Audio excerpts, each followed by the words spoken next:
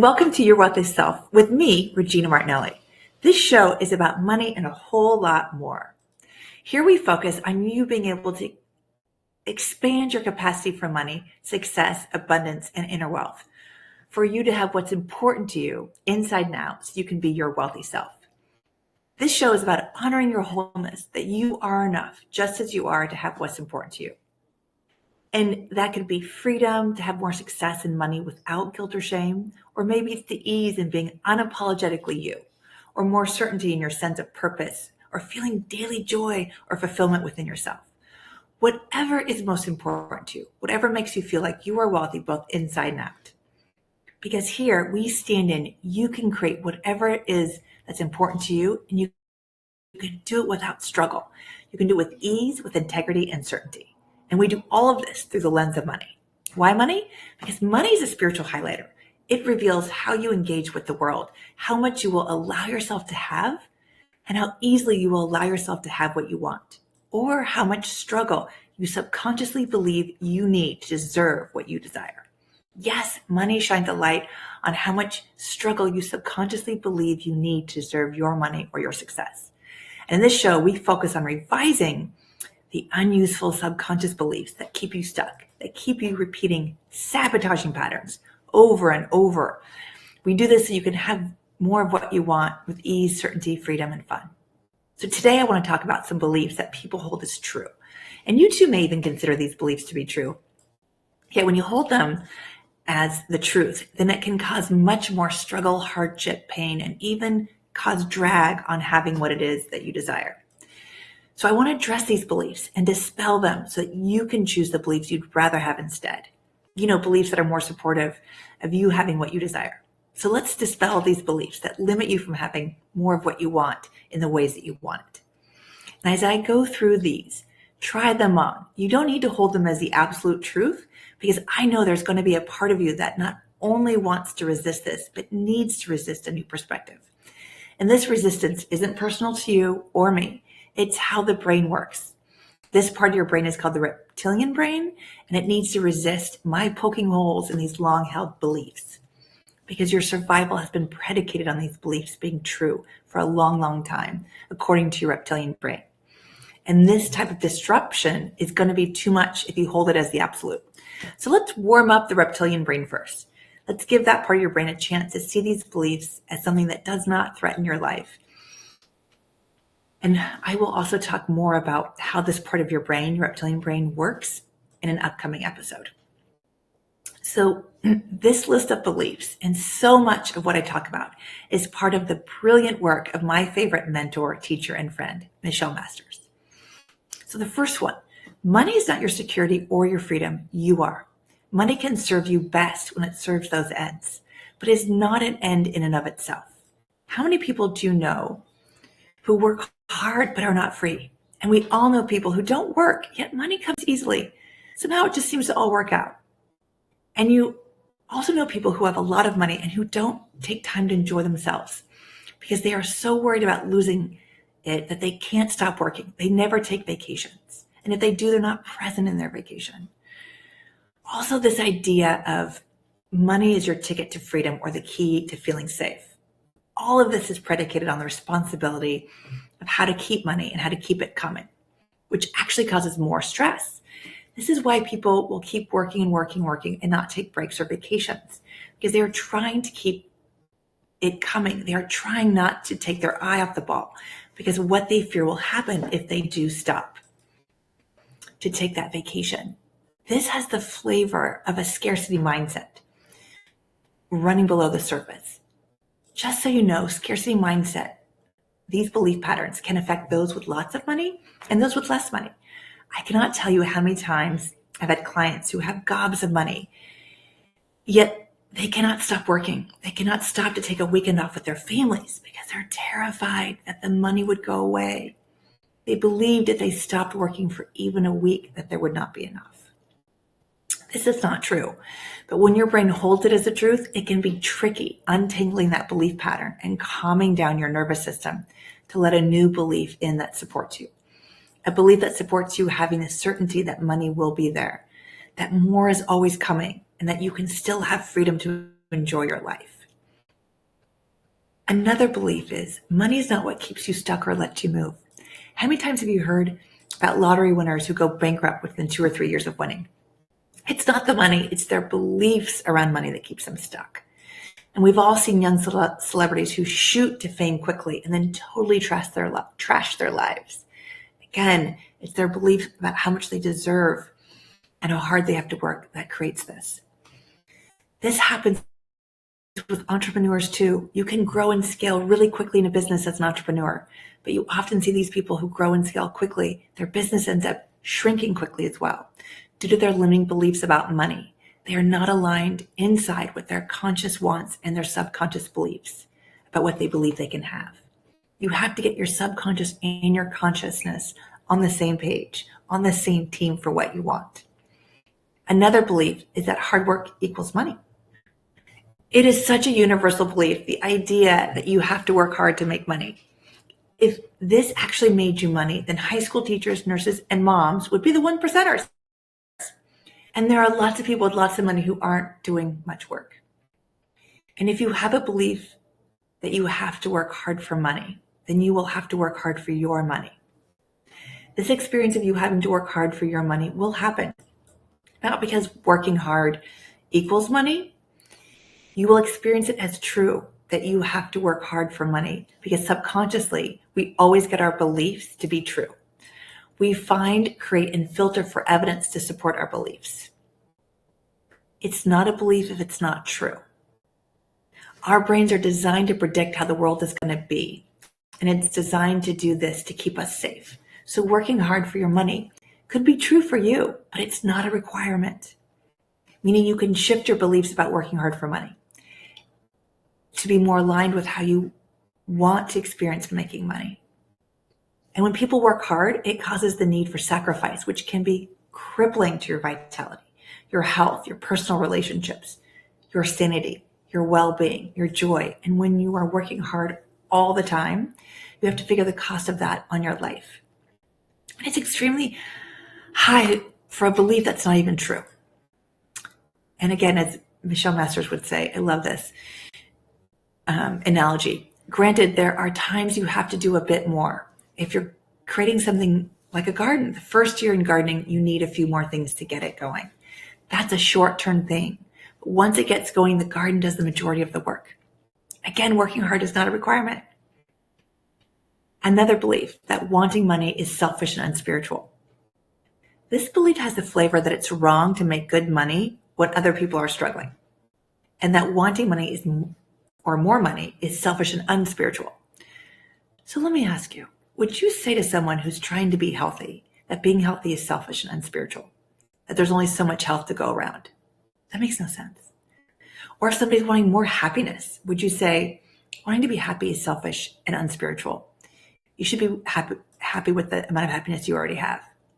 Again, it makes no sense. You wanting to thrive financially is no different than wanting to thrive in your body, in your relationships, and in your joy. There's nothing wrong with wanting to thrive. A tree does not question if it's taking in too much sunshine and then feel selfish about shading the grass. I have a 350-year-old oak tree where I live, and it does not cower or shirk itself for taking in as much sunshine as it has for 350 years. It continues to reach for more. It continues to reach for what makes it flourish, thrive, and grow. Every species on the planet seeks to thrive, which is beyond the state of survival. In our current life, a lot of how we get our nourishment and our safety comes through money. And we know that many people hoard more than they need, yet that is from a subconscious belief of scarcity. Dogs don't feel selfish about wanting more treats and then taking as many as we'll give them at any time. And at the same time, they want to play and go for walks. Of course, they take it all unselfishly, and they still have immensely huge hearts to show, give, and receive love. To be selfish means you don't care about others. It's possible to want good things for yourself and still love others. It's not an either-or situation. That is just a limiting belief that you cannot want good things for yourself and still be a loving person. Our pets love their treats and are still so full of love. You too can be full of love and still want good things for yourself. Another belief, and I'm going to say it this way, the positive. Your worth is immeasurable and eternal. Money cannot add to it nor take away from it. Neither can the lack of money. For those of you who've had kids, maybe you've been a kid, or you've seen one on TV, how many babies do you know who are born worthless? They have no job. They have no money. Does that make them worthless? No. When we feel unworthy, oftentimes we'll try to augment our worth to feel more worthy of what we desire. And this comes in many forms. One I find in my coaching with women is they are constantly doing something, always busy, or at the very least looking for what to be busy with next. Or they say things like, well, I'm not going to just stay at home. I'm not just going to lounge on the couch. Like, it's not okay to not be busy. When you're trying to compensate for this feeling of being unworthy by working harder, striving for more, constantly bettering yourself, or being busy, it's based in the belief if you are not doing something, then you have no value. This also shows up with people always doing self-help, transformational podcast workshops. They're actually wanting something different. And they approach it with a stance of, I want to be the best version of myself, hoping that it will make themselves feel better on the inside. Quiet the noise in their heads or stop the anxiety. But the busyness of always trying to be busy or changing yourself is just a distraction. It's the symptom that something is going on deeper inside. Most likely subconsciously, there's a belief that you're fighting against, and it's time to revise it. For example, when you're holding a baby or a kitten, would you think this isn't the best version of this baby or this kitten? When they get older, when they can walk, when the kitten can jump high, then that'll be the best version of them. And that's when I'll love them. No, we don't think that. We hold them as enough. They are already perfect just as they are. And this is how the universe sees us. It's not when or if we do produce or become the best version of ourselves. We already are the best version of ourselves. And when we are trying to be the best version, when is that enough? Our best version may be amazing, healthy, happy, successful. Then after you continue to grow, expand, and reach for more in your life, is that new version your best self? So then there's never the best version, just the best so far? Can you get how there is still an underlying not good enough flavor to this? Versus standing in the stance that you are always enough, just as you are to the universe. There is no better version of you. There will be other versions of you, which will also be amazing, beautiful, precious, and loved, but no better version. How many things in your life would be different if you already knew that your existence is enough? And the gift from the universe and your gift back to the universe is your existence, not when or if you are, do, or produce something. Just your existence is enough. Another belief that people get caught up in is you don't control the amount of money you make. Poor people have just as much creational authority as rich people. It's like saying other people are in charge of how happy you are in your life or how healthy in your body you can be. Health, wealth, and happiness all go together because they are all self-generated. I know this is contradictory to most world views, but you can go to any culture that's impoverished and find people who have created magnificent, beautiful lives. I just saw this documentary on Netflix on the Blue Zones, where this man who is over 100 years old, oh my gosh, he's so healthy. He has this beautiful life. He's content, fulfilled, and has no money in the bank.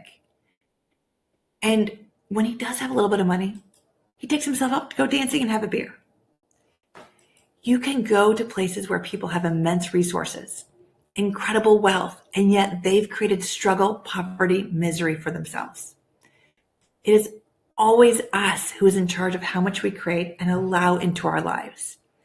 And if you don't have what you want, then most likely it's a subconscious belief that is putting up blocks in the way. And the good news is it's all revisable. It's all revisable.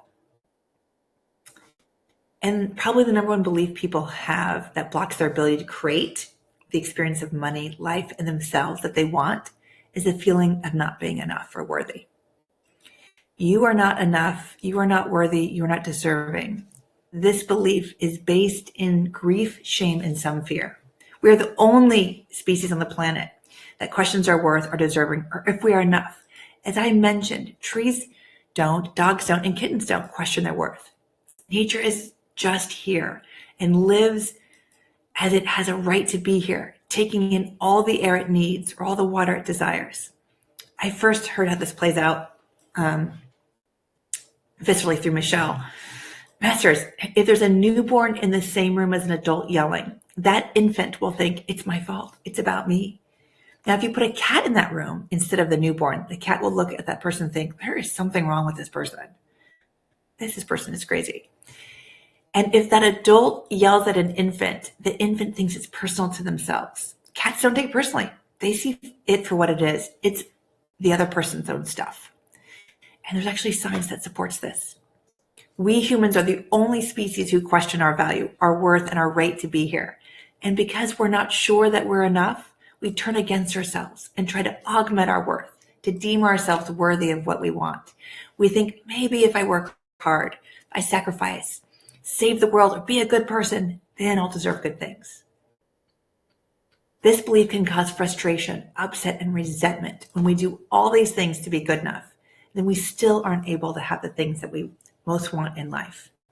We still struggle or can't quite get to where we want to go.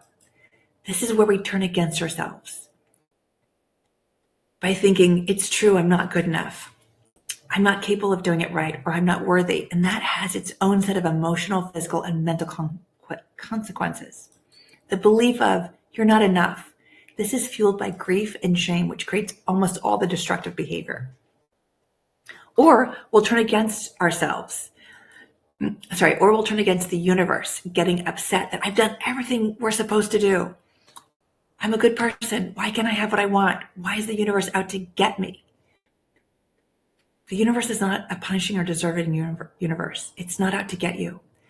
This is a belief we take on to make sense of why we don't have what we want after all the hard work, sacrifice, and good deeds we've done.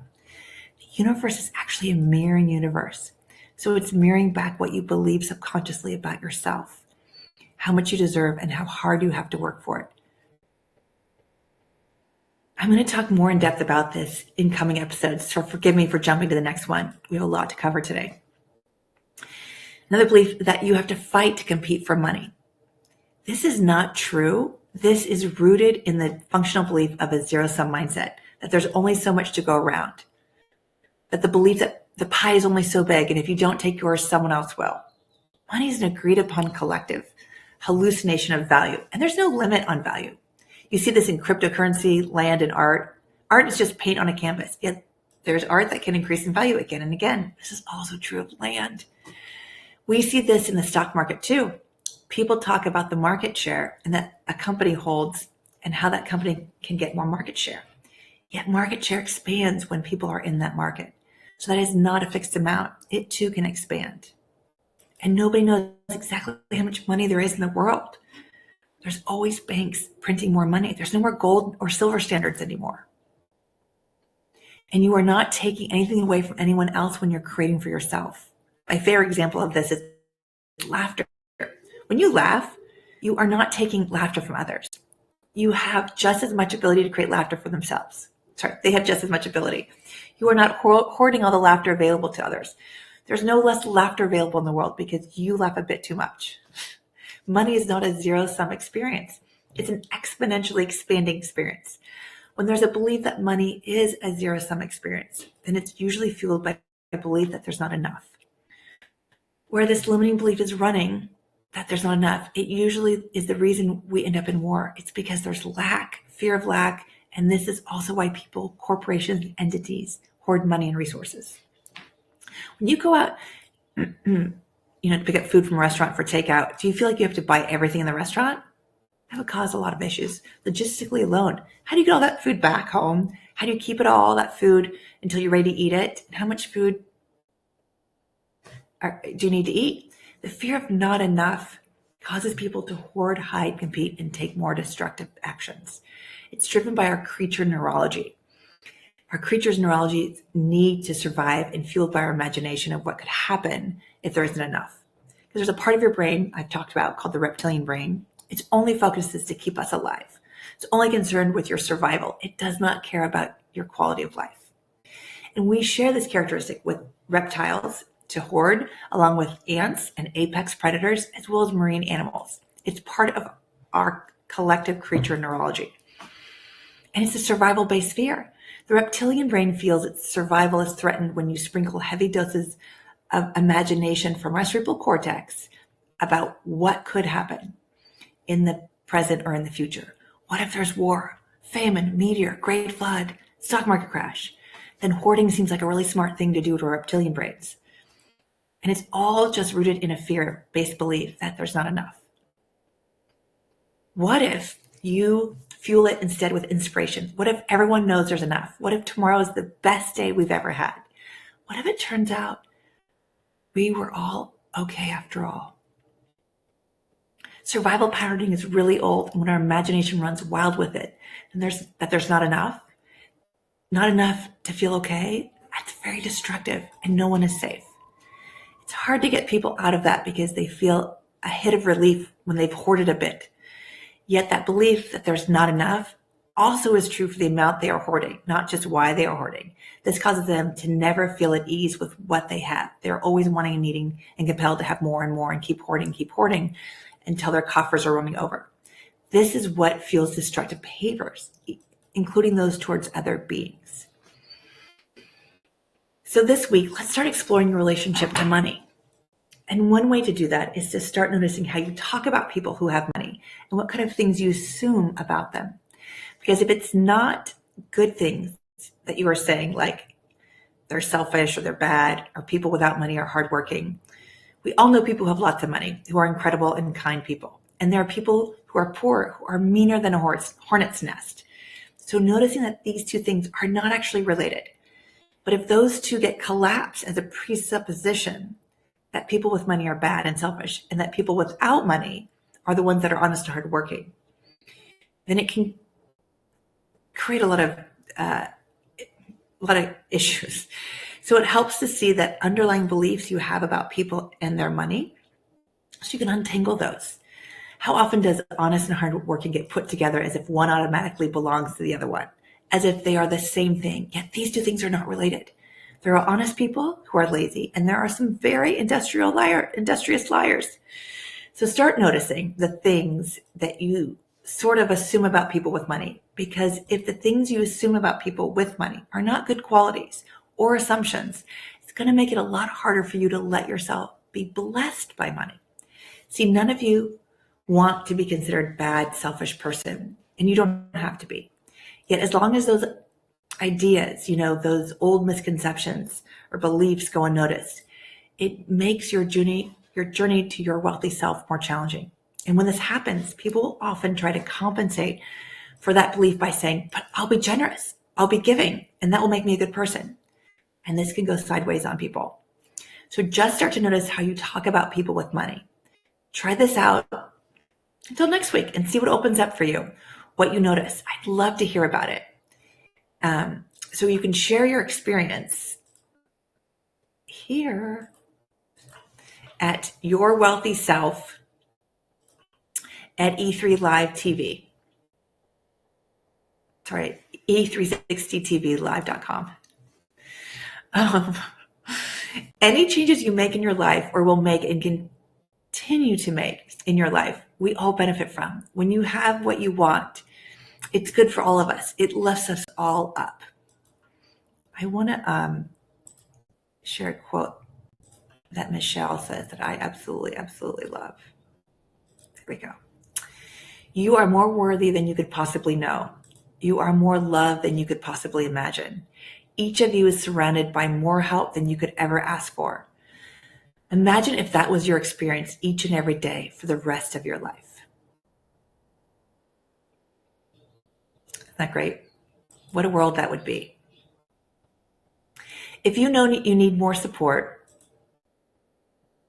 and you are willing to invest in yourself, your future, and you're ready to change your life, go to yourwealthyselfcall.com and let's explore ways to work together. Make sure you tune in next week as we continue to use money as a lens to revise the old beliefs holding you back from having more clarity, freedom, prosperity, self-worth, appreciation, and daily joy, or whatever is most important to you. I love and adore you. You are an incredibly beautiful and precious being. And please know, you are enough just as you are. I look forward to being with you next week where we will continue to create your wealthy self.